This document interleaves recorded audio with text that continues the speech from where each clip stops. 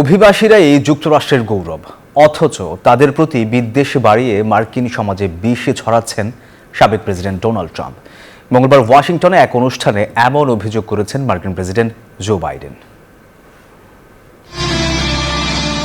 ক্ষমতায় থাকাকালীন অথবা বাইরে সবসময় যুক্তরাষ্ট্রে বসবাসরত ভিনদেশীদের প্রতি নাখোশ ডোনাল্ড ট্রাম্প। সময়ের সাথে সাথে যেন তার অভিবাসন বিদ্বেষী মনোভাব আরও তীব্র হচ্ছে। এর জন্য বর্তমান সরকারকেই দায়ী করেন তিনি। দাবি করেন বাইডেনের অভিবাসন নীতি দেশটিতে বসবাসরত ভিনদেশীদের অপরাধ করার উৎসাহ ও অনুপ্রেরণা দিচ্ছে। তার অভিযোগ, যুক্তরাষ্ট্রের সব অপরাধমূলক কর্মকাণ্ডের মূলে আছে অভিবাসীরা। তবে অভিবাসী ইস্যুতে বরাবরই ইতিবাচক প্রেসিডেন্ট জো বাইডেন। সর্বশেষ ওয়াশিংটনে এক অনুষ্ঠানে যোগ দিয়েও যুক্তরাষ্ট্রে বসবাসরত অভিবাসীদের অবদানের প্রশংসা করেন তিনি।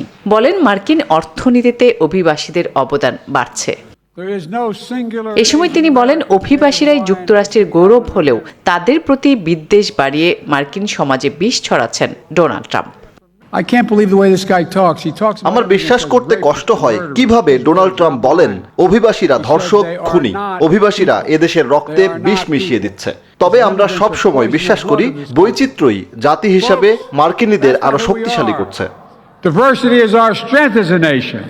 তবে আসছে নভেম্বরে প্রেসিডেন্ট নির্বাচনে ট্রাম্প বাইডেনের বিপরীত অভিবাসন নীতি বড় প্রভাব ফেলবে বলে মনে করা হচ্ছে। আসমা তুলি, নিউজ 24।